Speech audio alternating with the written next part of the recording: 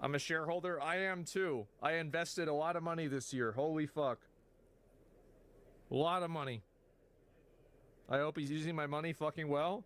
I hope. Well, if you like blowing up hospitals, then I think that your money is going to the right place. If you don't like people that hide in hospitals, then you're in the right place. I mean, I really like, I'm gonna be honest, I really could give less of a fuck about what happens in Israel. Like, I'm sorry. And I think it's really fucking annoying that, like, the U.S. pays so much lip service to some random fucking country on the other side of the world. It's such a waste of our fucking time and money. Holy shit. Like, imagine if we could get everybody together to virtue signal about how much importance helping the people that are living on the street has. Right now, how about veterans that don't have access to medical stuff? How about that? Who gives a fuck about this bullshit? Who cares about, oh, wow, ooh, wow, Israel. Who cares? Get the fuck out of here. Like,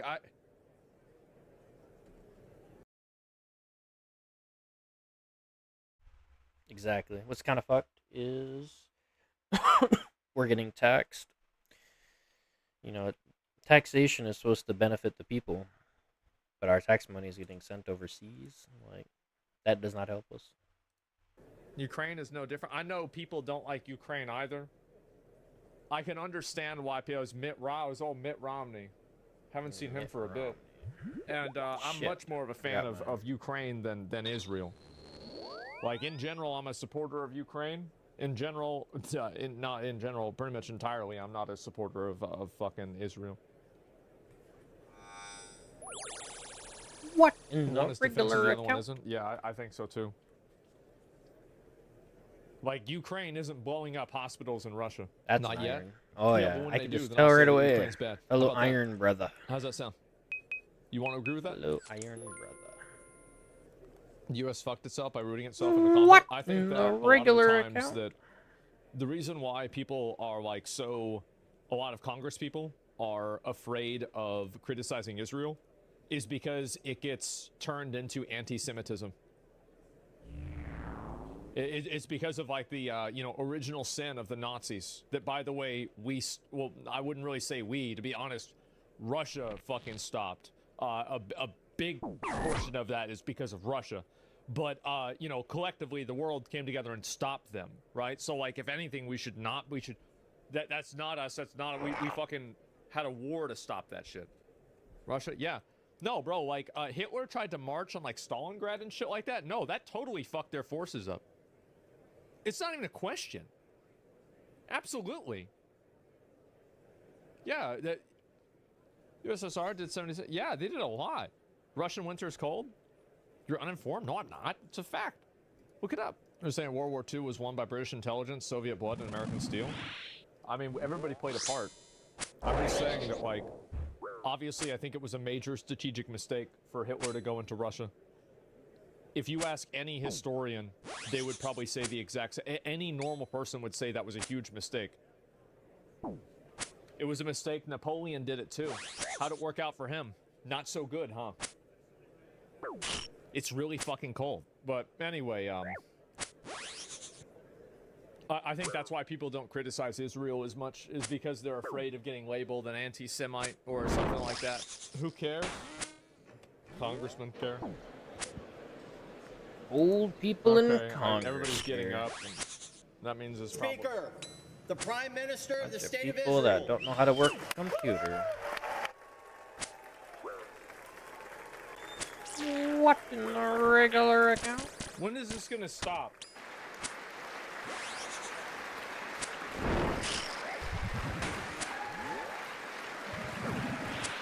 Is this like a loop? What in the regular account?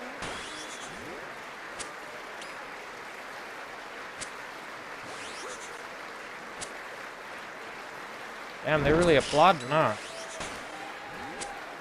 I've been getting so lucky on these axe spawns. Oh my god. That's good. Nope. Getting fucked on that one, though. Please, god damn. How funny would it be? I can't. This is actually. Ooh, it goes south fast. Bruh. Members of Congress, I now have the high privilege and It distinct goes honor south of so presenting fucking to you fast. His Excellency Benjamin Netanyahu, First Prime fucking Minister boss of in Israel. this game, dude. I fucking hate this boss. Come on, heal, for Christ's sakes. Didn't they introduce Palpatine like that?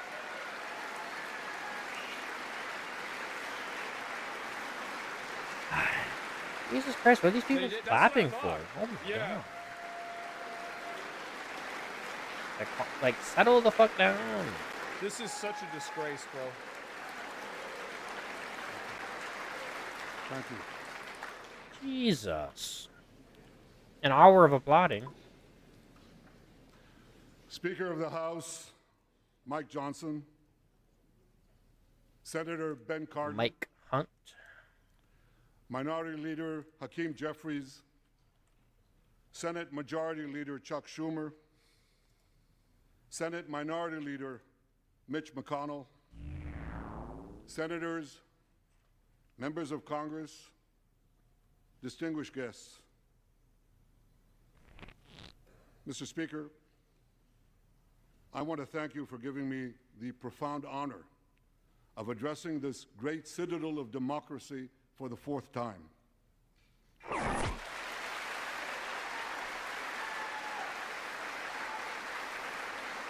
I didn't vote on this. I don't know what you're talking about democracy for. We meet today at a crossroads of history. Our world is in upheaval. In the Middle East, Iran's axis of terror confronts America, Israel, and our Arab friends. This is not a clash of civilization. This is not what It's a real. clash between barbarism and civilization.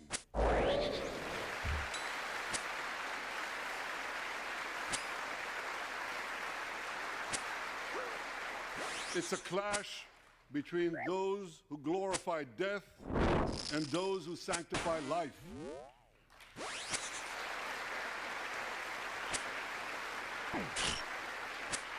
For the forces of civilization to triumph, America and Israel must stand together. Israel, I dude. need to Who text my cares? accountant. Who cares about Israel, dude? I need to make sure we have enough money for this.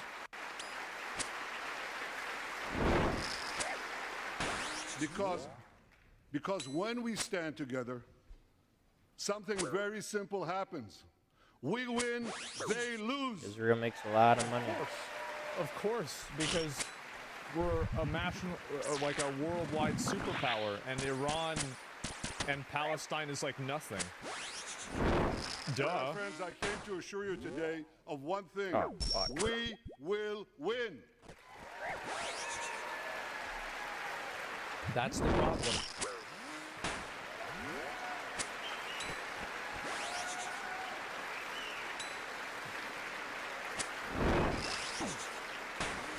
What are we gonna win? Ladies What and do we gentlemen, win? like December 7th, 1941, Holy and fuck. September 11th, 2001, December October 7th. 7th December 7th, is a Pearl day Harbor. that will forever live in infamy. Do you It think was that the Pearl... Jewish holiday of Simchat Torah. You It try and began act as a like perfect that's... day, not a cloud in the sky. Thousands of Wow. young Israelis were celebrating at an outdoor music festival. And suddenly, at 6:29 a.m., as children were still sleeping soundly in their beds in the towns and kibbutzim next to Gaza, suddenly heaven turned into hell. 3,000 Hamas terrorists stormed into Israel. They butchered 1,200 people from 41 countries. That's horrible. It was including really bad 39 this happened. Americans. It was really bad this happened, absolutely. Proportionately, compared to our population size, Yeah, no, that's like 20 9/11s in one day. And these monsters, they raped women, they beheaded men, they burned babies alive, Damn. I'm so they sick of killed this, bro. parents in front of their children, You trying to act like this is like 9/11? and children in front of their parents. They dragged 255 people, both living and dead, into the dark dungeons of Gaza. Israel has already brought home 135 of these hostages, including 7 who were freed in daring rescue operations.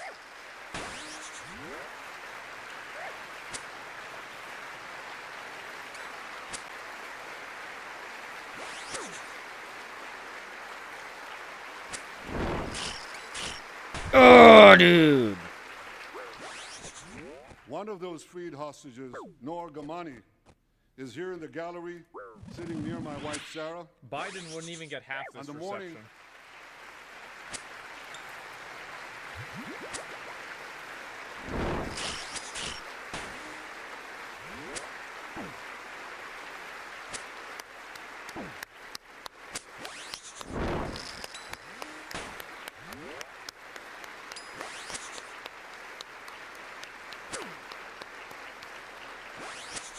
This is your country?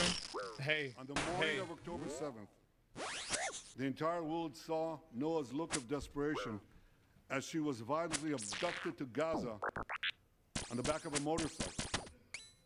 I met Noah's mother, Leora, a few months ago. She was dying of cancer. She said to me, Oh my god, dude. Prime Minister, I have one. Oh my god. I wish to hug my daughter Noah one last time before I die. Fuck this boss, dude. I fucking hate this boss so much, dude. I authorized What a piece of breathtaking shit command and boss rescue fight. operation. Our special forces, including a heroic officer named Arnon Zmora, who fell in this battle, rescued Noah and 3 other hostages. What an absolute piece of shit boss fight.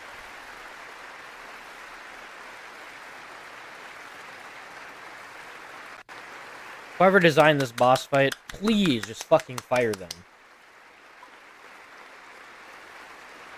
Noah, I think you gotta do this thousands of fucking I think times one just of to the get the most ring. moving things, when Noah was reunited with her mother Leora, and her mother's last wish came true. Noah, we're so thrilled to have you with us today. Absolute piece of Thank shit you. boss fight. This is the Jewish dude people been talking about? Yeah, he's the Prime Minister of Israel.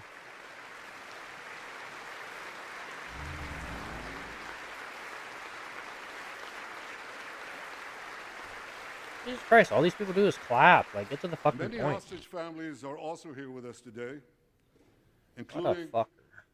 Eliyahu Bibas. Eliyahu Bibas is the grandfather of those 2 beautiful red-headed boys, the Bibas boys, toddlers. And they were taken hostage with their mother and and Eliyahu's son. The entire family was taken hostage. 2 beautiful red-haired children taken. Jesus. Okay, they're just beautiful. Okay, dude. Calm the fuck down on these. This is so annoying. It's like, oh, they were just like the most beautiful people in the whole fucking world. Like, this is such an emotional appeal. It's ridiculous. Hostage. What monsters.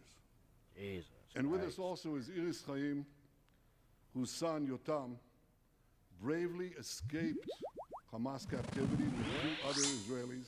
And tragically I mean, were Hamas killed, is bad, making yeah. their way back to our lines. True. We have with us also the families of American hostages. They're here. Elon? Yeah, bro, he's sitting in on it. Oh, boy.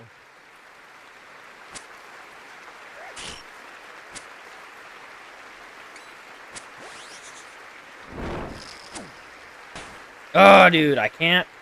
I don't have that reaction These time. families have endured Fucking inventory is a fucking mile away. beyond words. I Fucking met with with a them again motherfucker close to my yesterday, character. It's and I pissing me promise off. them this. I will not rest until all their loved ones are home. All of them. Fucking dipshits that designed this boss, dude. I actually think like a lot of the Democrats Actually supporting fucking fired. like this kind of stuff, I think it's actually going to hurt them in the election. As we speak, Okay. we're Fucking actively engaged Good, yeah, in true. intensive efforts to secure their release, and I'm confident Gotta move the these fucking efforts can inventory succeed. so Some of them are goddamn taking close. place right Otherwise, like, you can't fucking. now. I want to thank President Biden for his tireless efforts on behalf of the hostages and for his Blackfield efforts do to the not hostage support this. families I as know. well. So cringe that you have to, like, align your inventory perfectly just so you have enough time to move the I fucking thank cursor President back Biden and for forth. his heartfelt Oh support my for God. Israel after the savage attack Oh yeah, on but let's October make a 7th. Let's make He a boss rightly fight where you called have to react Hamas super fucking sheer fast. Evil. He They're dispatched bad. 2 aircraft carriers to the Middle East to deter a wider I mean, war. if I wanted to He came play to a Israel first-person shooter, to stand with us I would just during go our do that. darkest hour, a visit that will never be forgotten.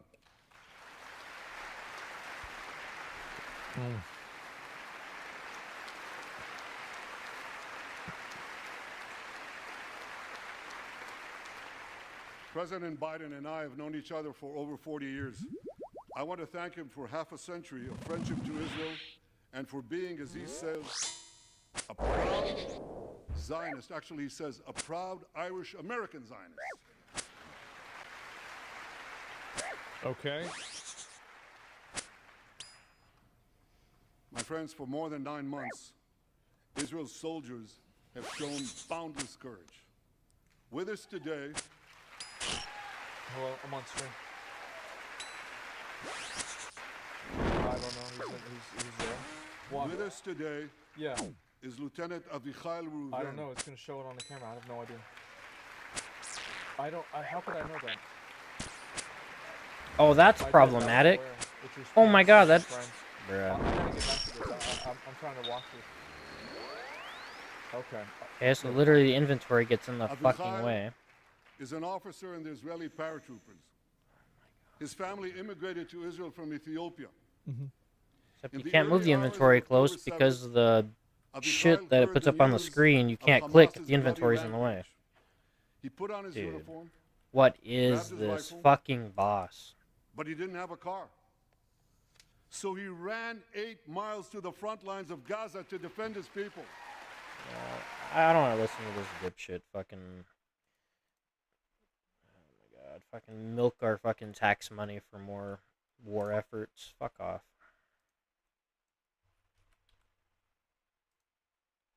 Oh my God, dude, what the fuck?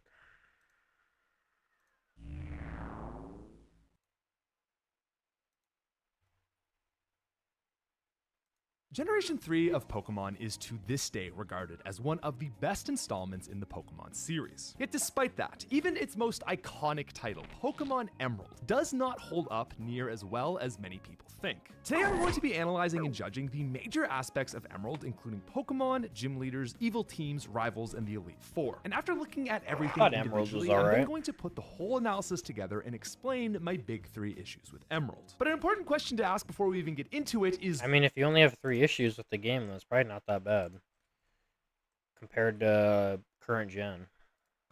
why? Am I just some cranky old man yelling in the street looking for YouTube relevancy once more? Well, no, you see, I actually really love Pokemon Emerald. It's one of I'm my getting a favorite lot games of- of all time, and I actually love it so much that I am going to make a ROM hack of this game that fixes all the issues that we are about to outline today. It's going to be a big project, but if you want to follow along, I'm going to be giving I away don't know, anybody 10 in chat, physical if copies the of this echo's game bad, when just it's let done me to know. subscribers, so just watch to the end if Otherwise, you want to know fuck how it. to get in on that. Anyway, round 3. Let's do this. Part 1, an introduction to Hoenn. It's really important that we understand where Emerald sits in the Pokemon catalog if we're going to properly fix it. If anything can be said about Generation 3, it's that it feels like the series' first fully fledged Pokemon game. If Gen 1 is Pokemon's alpha with low quality graphics full of bugs, then Gen 2's Johto is Pokemon's beta. A refinement of the core ideas, but unpolished and overall failing to nail the execution. I think it makes sense to say then that Ruby and Sapphire sit as the franchise's version 1.0. That makes sense, right? If you think about what comes after these games, it's all very homogenous, but Gen 3 to 2 and even 1 has like a major lack of cohesion. This holds especially true from a graphics perspective, but it's not just that. Ruby and Sapphire are the first games to feature a truly new roster of Pokemon. They've got the friendly rival trope, brand new evil teams, a world-ending plotline, a region disconnected from the previous game, and so on. Ruby and Sapphire gave so much to Pokemon, and I think they greatly defined the core formula of a Pokemon game. But of course, as the initial 1.0 version launch of Hoenn,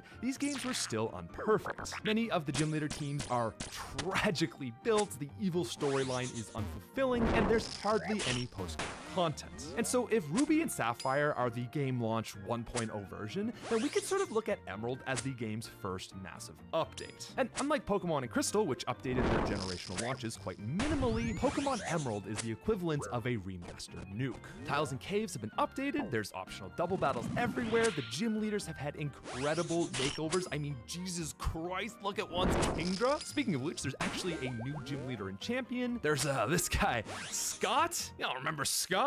The evil plot is now combined to make one cohesive story, and there's this incredible post-game thing called the Battle Frontier. Pokemon Emerald is basically Game Freak looking at everything they did in Ruby and Sapphire, being like, dang, we screwed up a lot here, we can do better, and just fixing stuff. I mean, I guess that's kind of a lot of third titles, but Emerald really was the first to do it right. And so it does a good job, but they only had 1 year to really look back and fix stuff. But now with our 20 years to reflect on these games, we can look back and say, you know what? They kind of messed up in a few places. Because when I return to Emerald now, things just feel a little off. My experience doesn't quite line up with my nostalgic memories. Glaringly large problems that my 12-year-old brain was incapable of noticing at the time.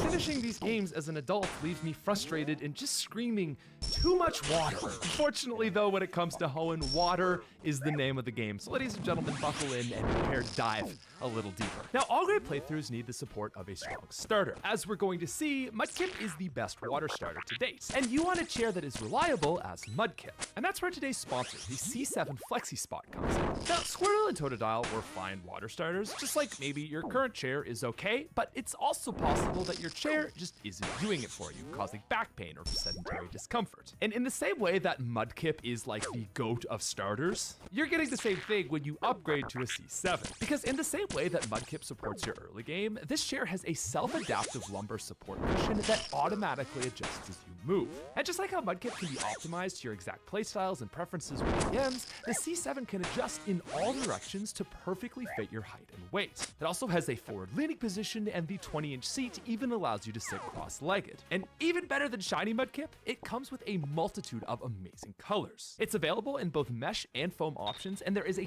30-day free return, plus it comes with a 10-year warranty. It's of course suitable for anyone who spends long hours grinding the region of Hoenn, or, you know, actually doing work. And as an aside, they even sent me the chair to test out, but it didn't get here before I could record this video. And after sitting in it for a bit, it genuinely is a very well-constructed chair. So if you're interested in up your game, you can get this by following the top link in the description and use code C730 for $30 off.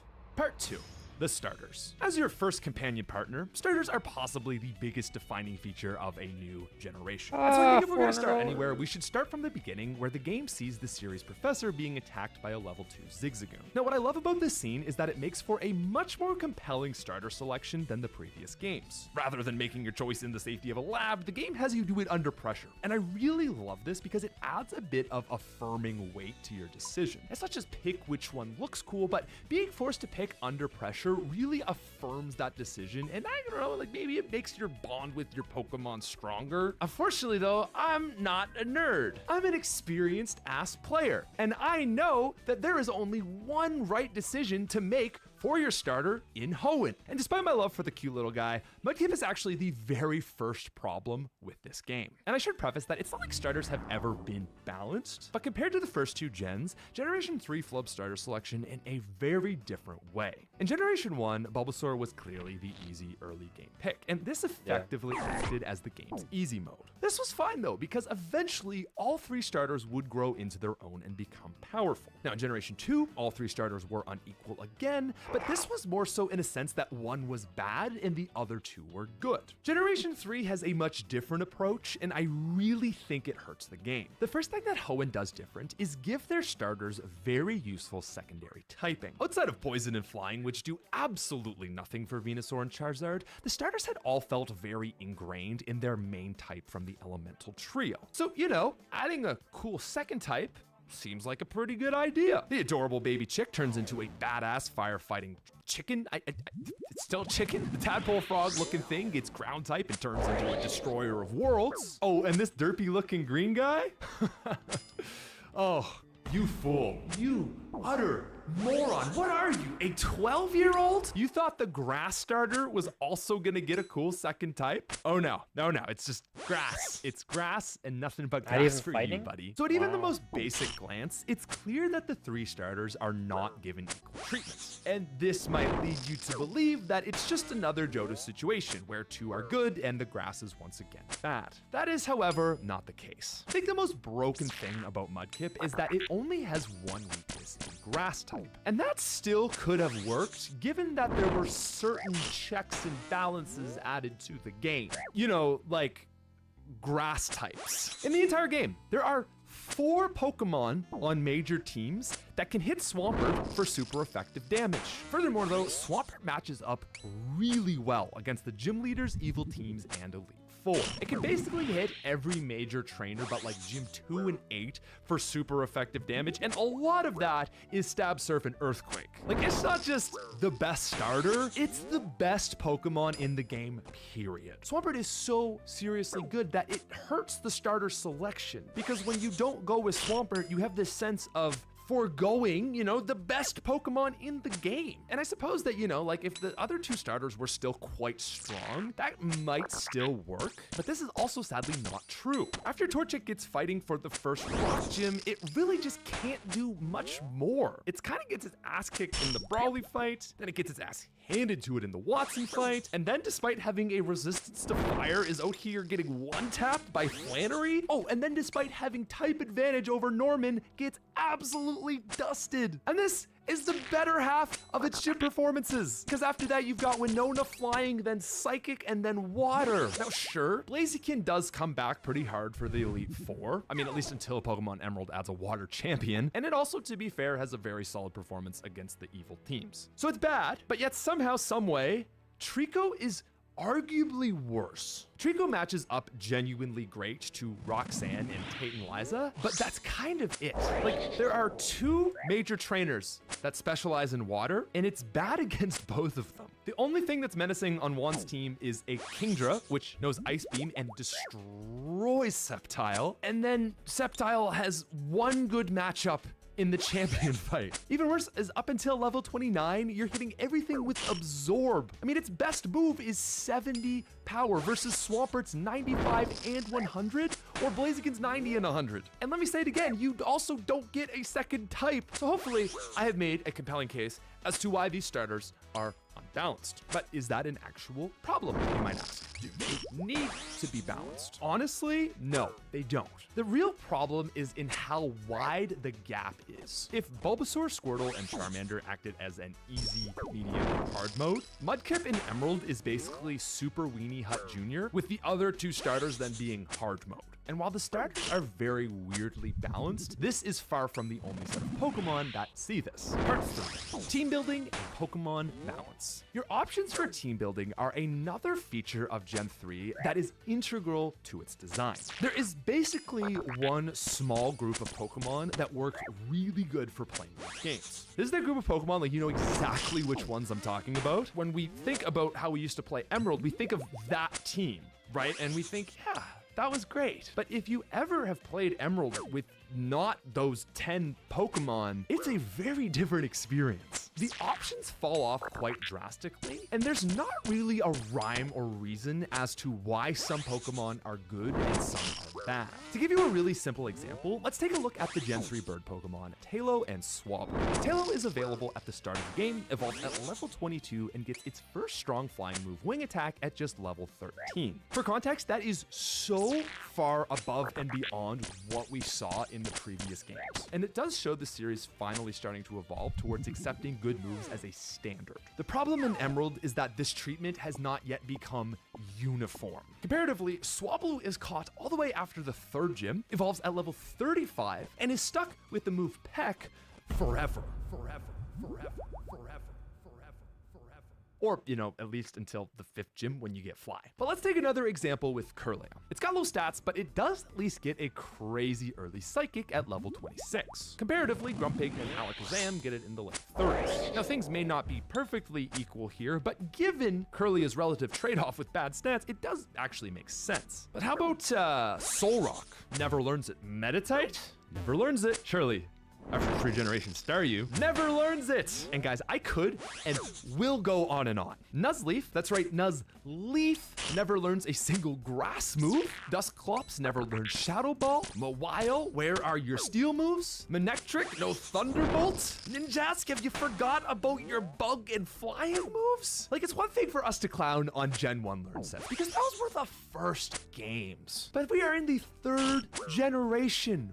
What is going on? And you know, just as a thought experiment, I want to next look at what Pokemon are actually good in this game. To start with the water type, which makes up the majority of this list, you've got Swampert at home, Gyarados, Tentacruel, Wailord, Milotic, Starmie, Lantern, Kingdra, and Walrein. That's good, except for the fact that everything after Swampert is invalidated by Swampert, but maybe Walrein. Outside of the water category, things then get really bleak. You've got Guts Facade Swellow, Gardevoir, Breloom, Hariyama, Aggron, Skarmory, Manectric, Flygon, Magneton, and Salamence for the very end of the game. Was that your list, by the way? Like, that had to be at least half of the Pokemon that you always ran as a kid. Anyway, that's like kind of it for the genuinely good Pokemon. Like, there are some other semi-decent picks in certain scenarios, like Crobat, Claydol, Torkoal, Tropius, but the point is that most of Gen 3's good Pokemon are water type, and those ones are only good due to having decent stats, plus access to Surf and probably Ice Beam. And then outside of that, there's just like not a lot of options. So, you know, clearly we're getting to the point where type distribution is starting to become an obvious problem. And when you actually break it down, it's like really funny. Okay, so not counting legendaries or post-game catches, just the actual usable Pokemon. Water type has 22 total unique families. The second most abundant type in the game is Flying and Psychic with 13. Then it's Normal with 12, followed by Rock at 11 and Grass at 10. Bug, Poison, and Ground all have 9 families, while Dark has a respectable 7 families, all introduced in Generation 3. So that's, you know, fine. This then takes us down to the very, very sad tier. Fighting sees just 6 families in Blaziken, Breloom, Hariyama, Medicham, Machamp, and Heracross. Yeah, it was a bit of a shock to me too, but Heracross is in this game, but Electric sees an even sadder roster of 6, with Electrode, Pikachu, and Magneton making up half the list. Lantern is the Johto rep, and then I refuse to count Plusle and Minun as 2 unique Pokemon. They're so bad, I actually might argue they don't count as Pokemon at all. This is Shiny Blue Pichu and Shiny Red Pichu. But yeah, basically only new Hoenn Electric type is Manectric. The Fire's in an even worse spot with 5. You've got Blaziken, Torkoal, Camera, Ninetales, and Magcargo. Ghost sees just 4 in Shedinja, Sableye, Banette, and Dusclops. Dragon sees 4 as well, but with, you know, 3 new Dragon types, I think that's actually amazing. Still with 4 and only 3 new types is a little more disappointing, however. Worse than that, though, there is a type in Pokemon Emerald that only has 3 members belonging to it. One of which is a legendary, which effectively takes this number down to 2. It is the Ice type, held down by nothing but Glalie and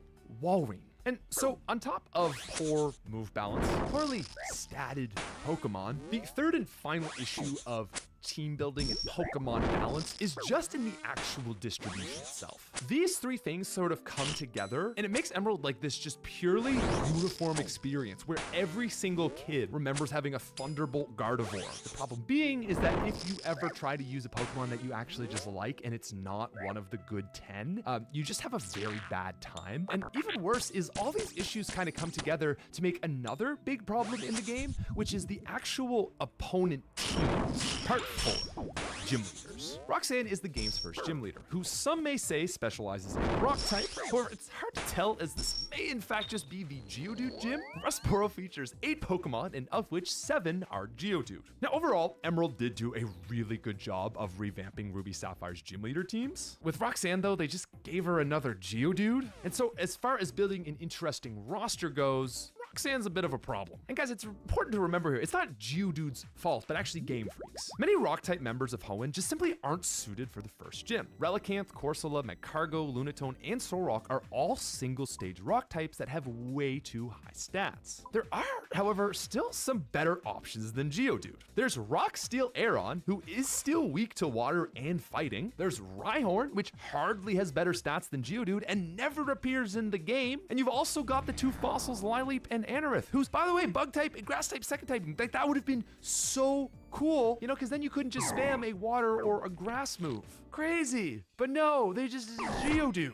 Now, I will say that Nosepass is certainly a step up from Gen 1's Onix, and I do think it provides a genuine challenge. So for the first gym, this is certainly not a nothing fight. It is somewhat engaging, and despite my criticism, I still think it's good enough because it's the first gym to go into the B tier. Now, the second gym leader, Brawly, has a team consisting of Machop, Meditite, and Makuhita, which are the game's only 2 new first stage fighting types. With 2 of the 4 available fighting types being final stage evolutions, we see ourselves in another weird kind of Roxanne situation, right? Imagine this as like a Gym 6 fight with a Breloom, Heracross. Would have been a lot cooler. Now, despite this though, I am still pretty satisfied with what Brawly brings. Bulk up is his main strategy, and it's the first instance of many Emerald trainers with stat boosting moves, which means that this is the first time the player faces a serious threat of wiping. Now, it's unfortunate that the meta type does absolutely nothing as it spams Focus Punch, but I think Makuhita is enough to still bring the heat and make this a relatively interesting fight. Biggest issues with Brawly is actually the junior trainers, parties, and lack of XP. The only thing in this gym are the 3 Pokemon on his team, and if you fight everyone, which you definitely need to, there is very little XP still between him and Roxanne. Overall, Brawly manages to be a strong yet fair gym leader though, so I would put him in the A tier. Now, Watson sees a big upgrade from his original Surge 2.0 team, but this comes with other problems. Now, I've just decided to throw a random tier list into this video. You know, it's a ranking every gym leader video too, a little extra value. But I should just preface, like, this tier list, this ranking, you know, it's all about, like,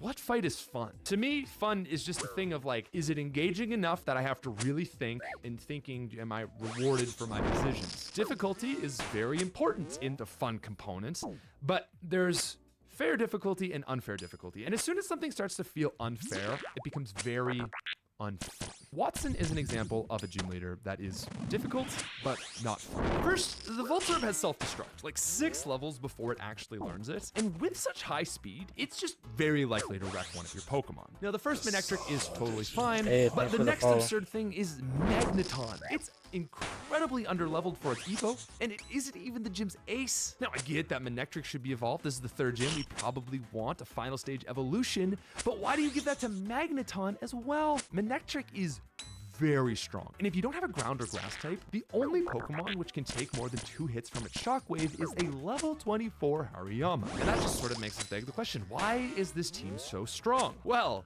this team is probably so strong because of Mudkip. Even with so many strong Pokemon, Marshtomp can just sweep. With Marshtomp, or Geodude for that matter, this gym is really easy. The problem is that without a ground type, it is absurdly hard, and there's nothing in the area that you can catch to make it easy. Instead, you have to go all the way back to Dewford Cave and pick up a level 8 Geodude. To me, this all works together to create what is a very bad gym leader experience. Under a very specific set of circumstances, it is incredibly easy, unfortunately though not rewarding in its ease, and outside of that, it's just unfairly balanced for the point that you are in the game. So for all these reasons, I would actually put Watson in the D tier. Fortunately, Emerald manages to come back with Flannery, showing some of the best fights in the game. Flannery features a really cool sun weather team. What's so great about it is it's before the game's water options really open up. Her team feels genuinely diverse, and she uses a unique strategy which can be overcome in many different ways. Marshtomp, Azumarill, Pelipper, and Tentacruel are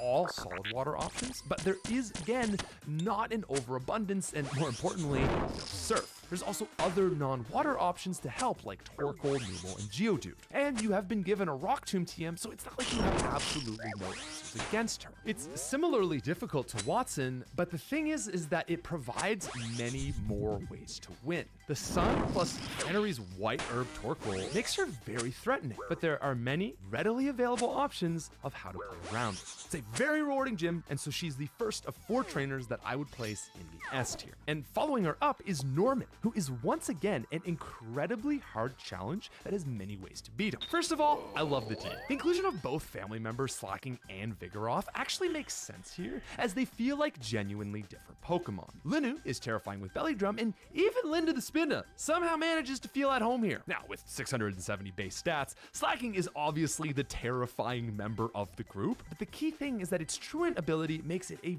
very unique challenge. Brute forcing your way through this fight is very tough, so you need to think outside the box. There's a strategy that involves having a Pokemon use Protect on Slacking's turn, and then they attack on Slacking's Truant turn. You can also pull off a similar strategy with the Desert Pokemon that knows Dig. There's even crazier stuff like using Golbat, playing Confuse Ray, then Double Team, and finally Bite Flinching to just destroy his chances of hitting you. Sure, you could say Norman isn't that interesting because you can just cheese him with Protect. The difference in Norman and Watson is that the way to beat Watson is just to pick the good starter. That is really simple. That doesn't take any thought whatsoever. But let's be honest.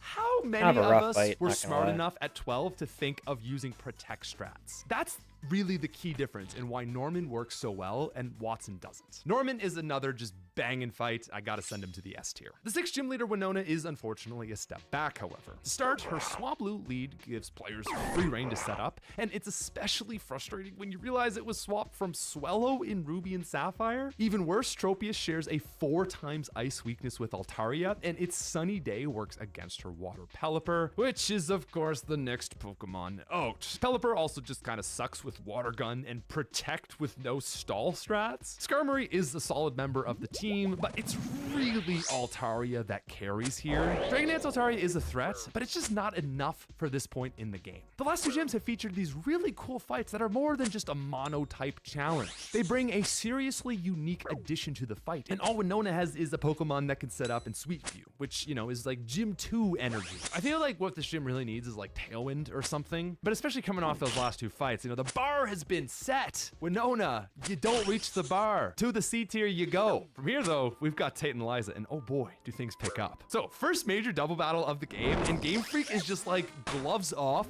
We're going as competitive as we possibly can. Is it a little bit too much? There's a case to be made for it, but if you're kind of tracking the difficulty curve from like Brawly to Flannery to Norman, this is kind of the next logical step. This fight goes so hard. I have been wrecked by Tate and Liza so many times, but it's good. It's fun. Like, I have so many options to deal with these people, and I'm losing because I'm bad, not because it's unfair. Okay, guys, you gotta let me gush for just like 30 seconds. Right, we start the fight. It's a Claydol Xatu lead. Flying type Xatu goes for the Combine setup, while Claydol sends off an Earthquake that only affects your side. This just sets the stage so well, it's instantly tense where you're like, gotta make a decision of which one I'm gonna kill. You know, am I gonna let Xatu just set up and absolutely destroy me? Because if I don't want that to happen, I'm gonna have to keep taking Earthquakes to the face. And you know, whichever one you choose to take out is still scary, because it's either Lunatone next or Solrock. Lunatone runs Light Screen, Calm Mind, and Hypnosis, so while it is walled by a Dark type, it can still really help out this team. Solrock, on the other hand, can set Sun to nerf Water. By the way, spamming Surf is probably one of your best options for this fight. It's just such a well-crafted fight. It makes me question why all Emerald fights couldn't be this fun. Probably obvious, but once again, it's another S tier.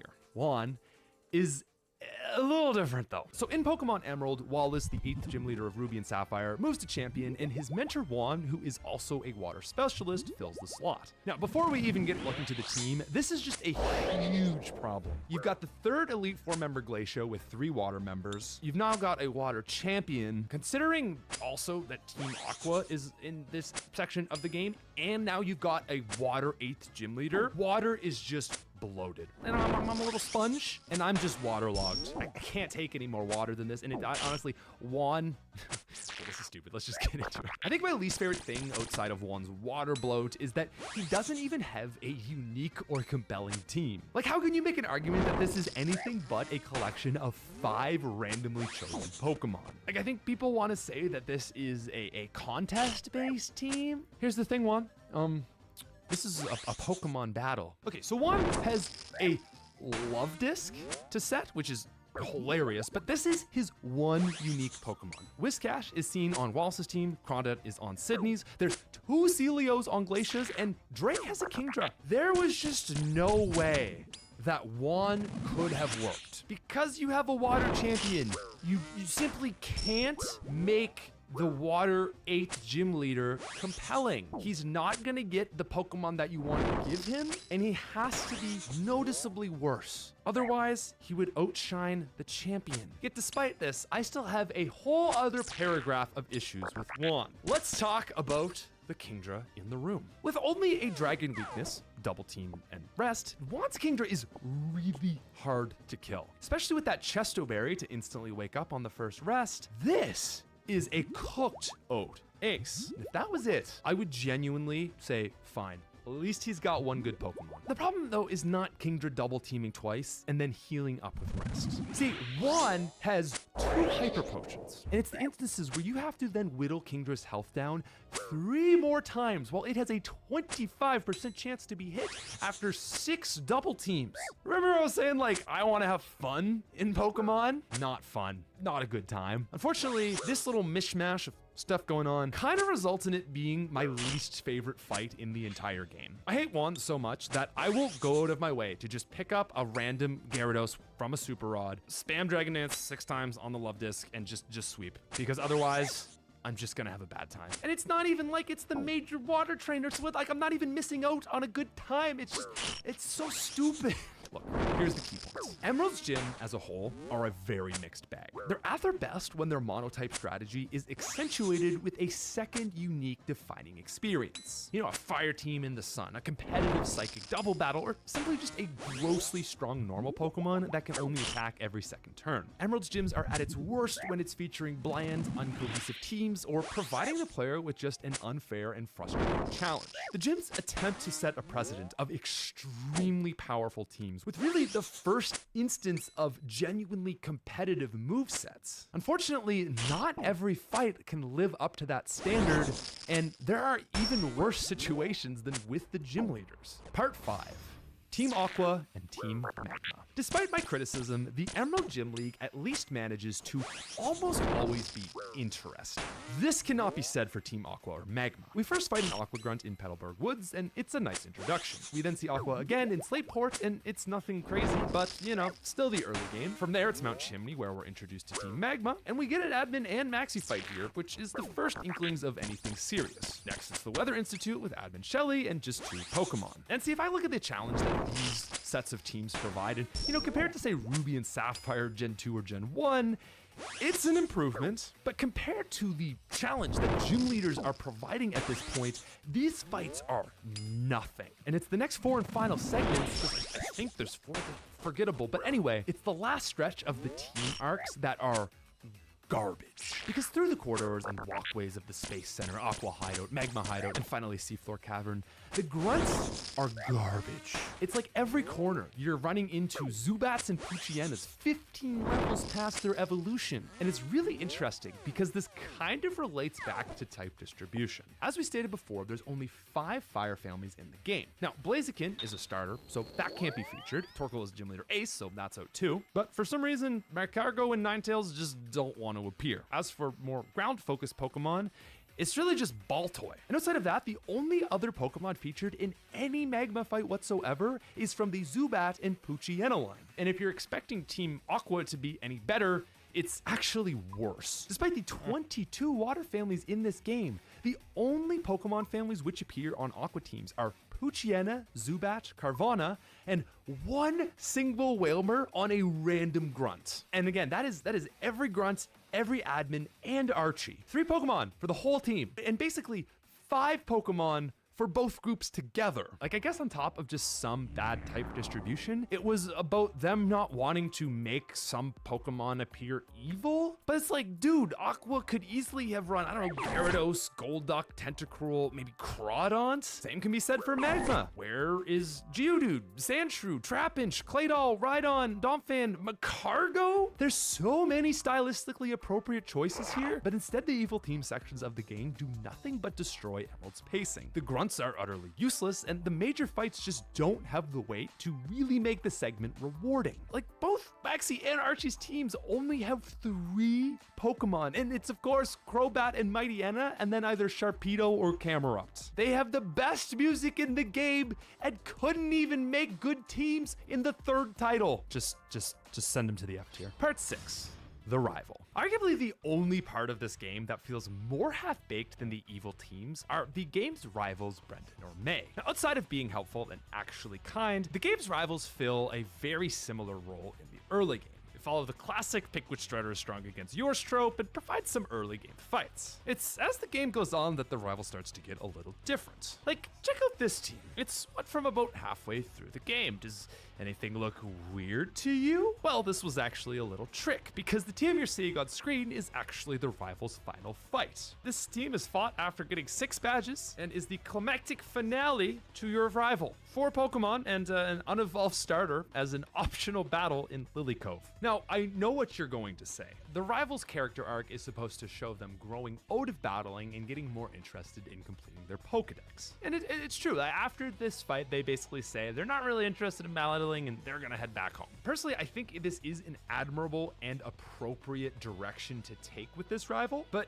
despite that, I do think it still leaves a lot to be desired. Not even getting to see the final stage evolution is very sad, and it's not the only case where their team is badly designed. Did you know that there's actually an error, like a genuine mistake on one of these teams? If May is your rival and you went with Torchic, she has a Torkoal in the Rustboro fight. For this point in the game, Torkoal is incredibly strong, but the fight after this and forever on, she's got Slugma, and Torkoal never appears again. That is a genuine error. Look, people love to clown on Gen 2, but one thing you could say is there's at least no cases of like a genuine team error. And you know, one that probably caused a lot of players to wipe back in the day. So overall, the main rival is pretty uninteresting, but I can understand that this isn't totally without reason. And that's because the game is... That is pretty rough.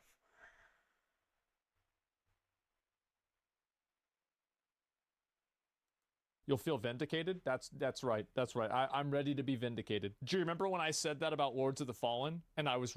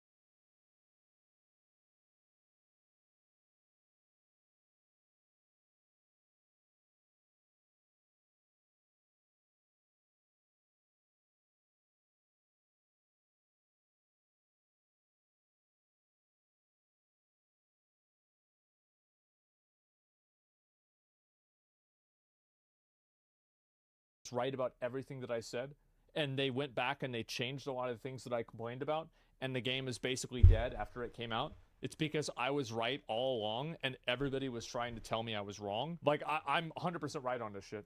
Sorry to say. I played a lot of these games. Soulframe. I've been keeping my eye on this one since it was first revealed a couple years ago. It's the new upcoming game from Warframe developer Digital Extremes. I've had a lot of hope for this title as someone who's played Warframe on and off over the years, starting when it first entered beta way back in 2013. Watching that game evolve and grow, seeing how they've supported it over time, continuously adding new content for free, and probably most importantly, just the fact that whenever I revisit the game, I have a good week or two of fun checking out all of that new free content. Outside of a few long-standing MMOs, Warframe has been one of the most consistent games providing the entertainment over this past decade. So when they people are announced very positive about Warframe.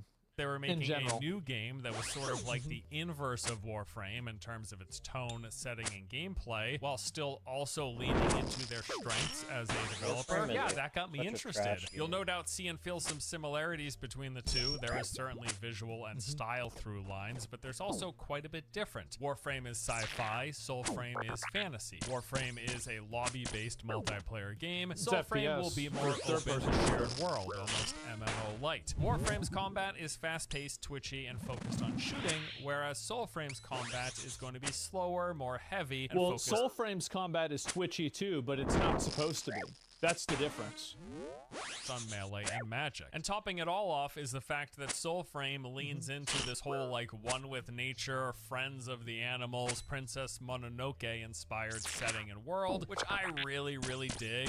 All of this just kind of results in a game that I am primed to enjoy. Like I am ready, I am amped up to get into Soulframe. So when DE revealed that they would have this big showcase event hosting Soulframe's first official developer live stream at this year's TennoCon, dude, I was pumped and I thought surely everyone else is going to be pumped. Surely it's going to be great.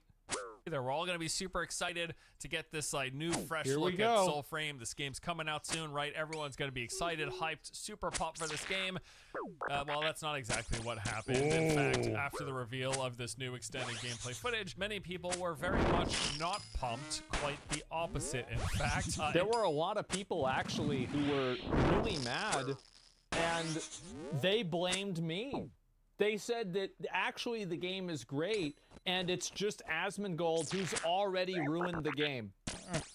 They're trying to defend it, yeah.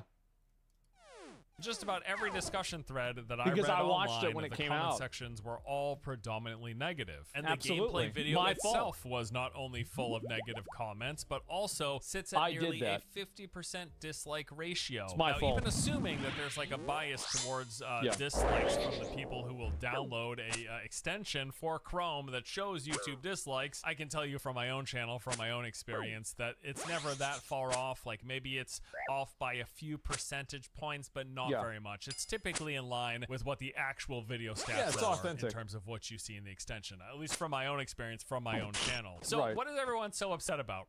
Well, pretty much the gameplay. Almost universally, the complaints boil down to the look of the game plays like shit. That's the problem. You look at it, it looks like shit. You look at it played, it plays like shit. That's bad.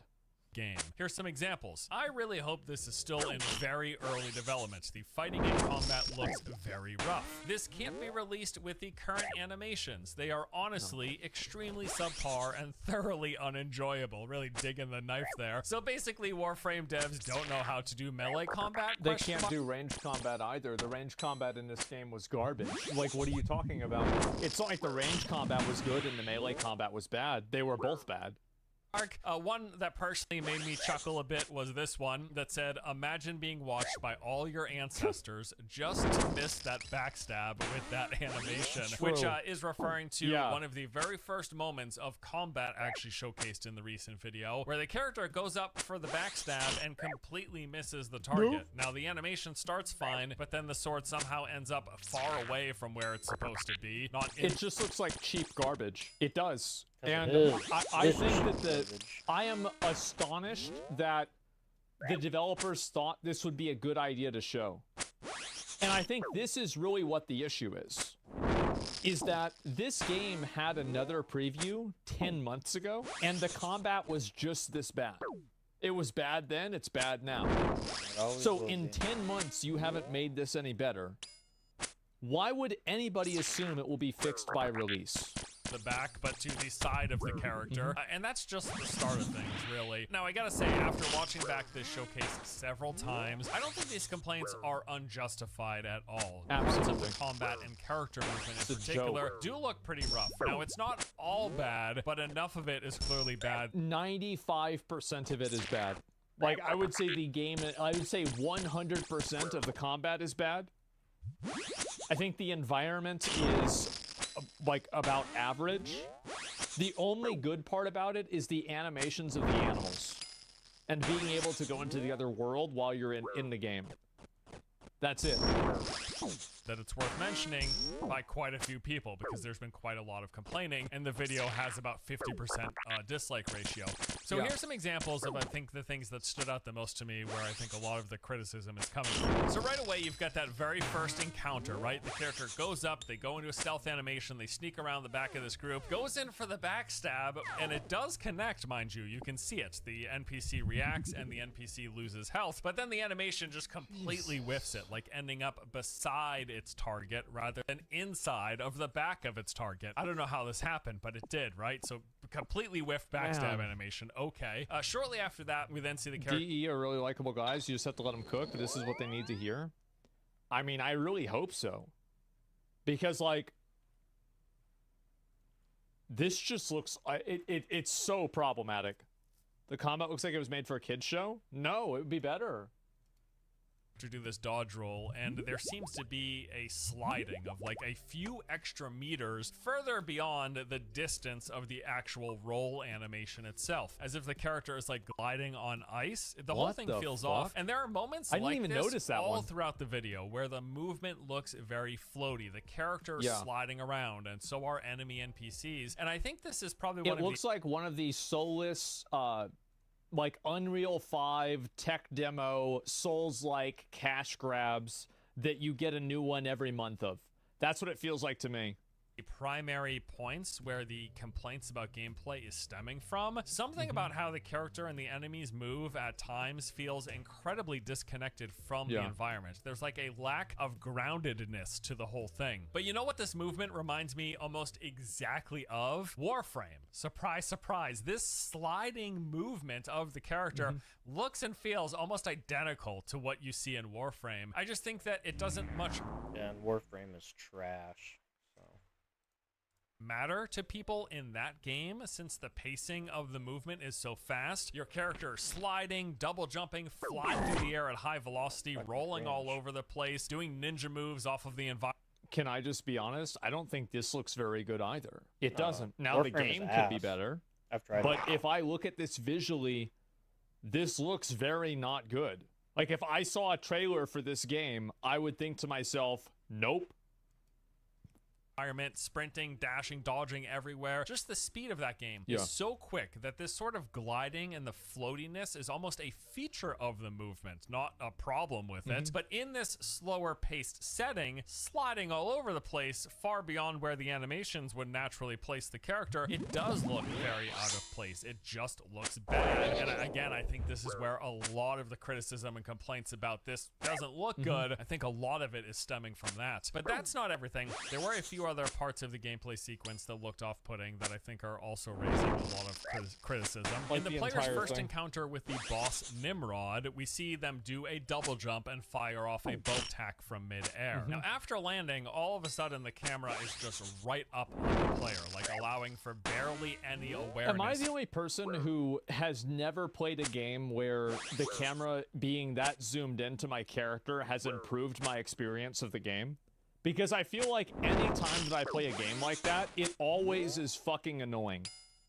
Of the surroundings, to the point where the player then gets struck by this lightning attack that they couldn't see in time because that camera was so close. What I don't know here, though, is if this camera distance was actually moved by the player, the person controlling the character, to try to like highlight the boss animations for this showcase, which is entirely possible, or if this camera closeness was automated by the game when the player target locked onto the boss. If it is the latter, that is no good. It is way too close, and they need to pull this thing back a bit because you can't not see like your surroundings and get struck by lightning because of it. That's not great, especially if most of the time you can be a bit further back. Also, during parts of this sequence, This is going to be kind of an unpopular opinion, but I think that in games where you're playing third person like this, and you are encouraged to aim at an enemy that's directly in front of you, having appear on the ground mechanics is a really fucking annoying,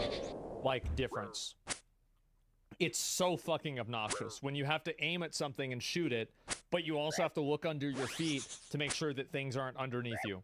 Like, I hate games like that. It's so fucking annoying.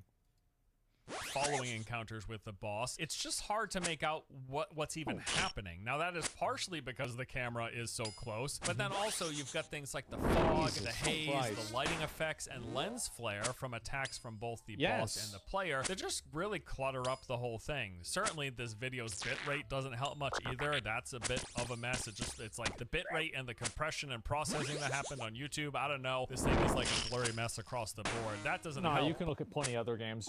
Elden Ring with 720 bitrate is fine versus this. But really, the lack of visual clarity and the visual clutter is partially due, mostly due to the stuff that's baked into the game. And I think this is another major sticking point for a lot of people. I mean, again, I look at parts of this boss fight and I'm like, what is happening? Like, you can barely see the boss a lot of the time with the lightning flares and the particle effects and the fog and the debris flying everywhere. And then the lens flare popping off the player's shoulder. And when they fire off attacks and when the boss fires off attacks, there's big, heavy amounts of visual clutter. The camera being really close doesn't help that much matter. I cannot understand why you would show this to the public. Why would you do this?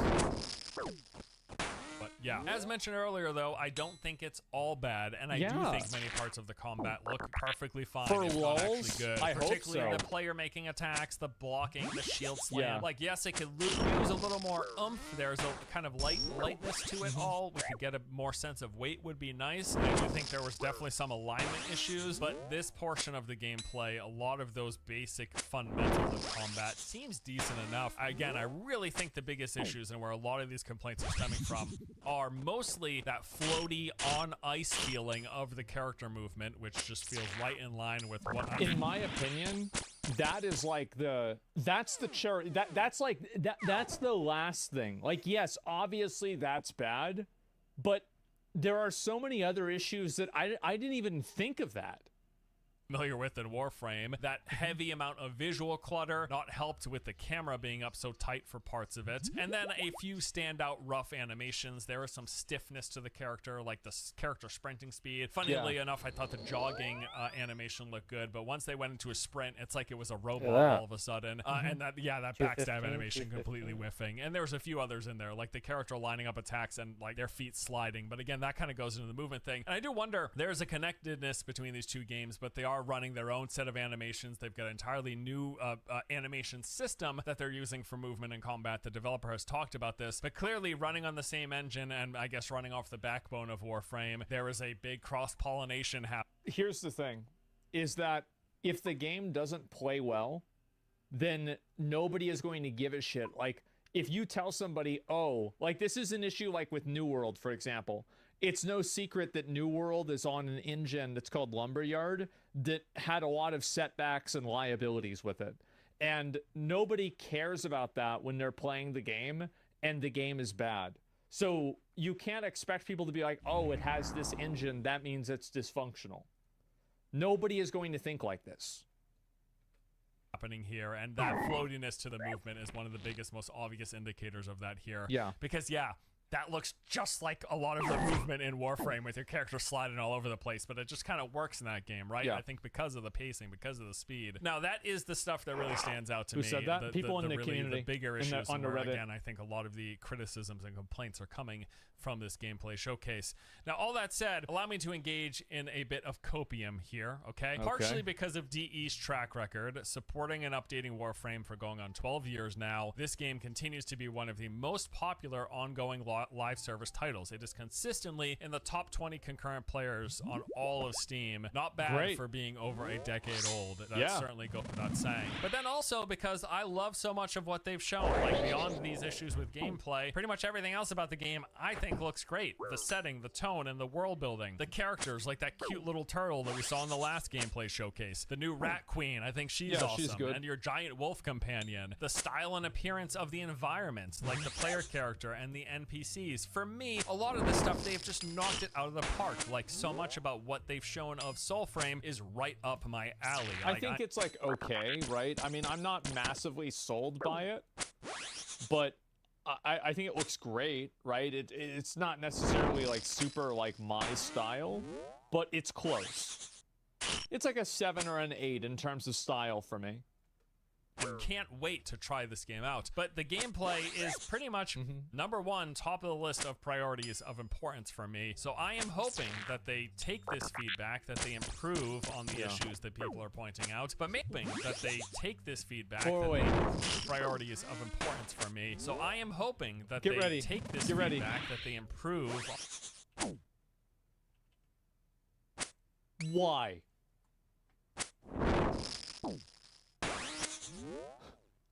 Why? Why did you need to do this? This is crazy. Oh my god. On the issues that people are pointing out, but mainly I just hope it actually feels good to play, because I want to make a note of this here. How a game feels when you play it versus how it looks in the video isn't always one for one. Throne and Liberty is a great recent example of it. Throne and Liberty is a great looking game. It is very pretty, certainly. It's got pretty awesome looking animations, but boy, it feels pretty rough, like ranking amongst the worst feeling implementations of tab target I've played in an MMO. Thank you. I was getting fanboys getting mad at me. This game plays like a piece of shit. You had more control over a Warcraft 3 hero than you do with your character in Throne and Liberty. It was the biggest piece of garbage I've ever played. It's a trash game. It's so bad. I will play it on release because I have nothing better to do. But man, it's so bad. The amount of clunkiness to that game. People are telling me they're changing the combat. It's not very enjoyable compared to other iterations of tab targeting that I've played. So maybe Soulframe is the case where playing it feels great. It's not looking so great on these early gameplay showcases. That is certainly a possibility. I think another thing to consider here is that it is still very early days for Soulframe. The game has, after all, only been in development for 2.5 years. We learned this shortly after Soulframe was revealed, when Steve Sinclair stated that they had only been working on the game at the point of the reveal for roughly 6 months. So we're at 2.5 years. That is not a very long time as far as like game development timelines go, especially for games like this. This shared world MMO light live service game. Most of these spend 4 to 5 years in development before we actually. I really, really, really hope that he's right about this. I mean, hey, maybe. Right? Maybe. See them in action before we actually see like honest to goodness gameplay. So 2.5 years in, I wouldn't say this looks all too bad. Now we do know that timeline's a bit accelerated because they are building off of Warframe, but nevertheless, the point still stands.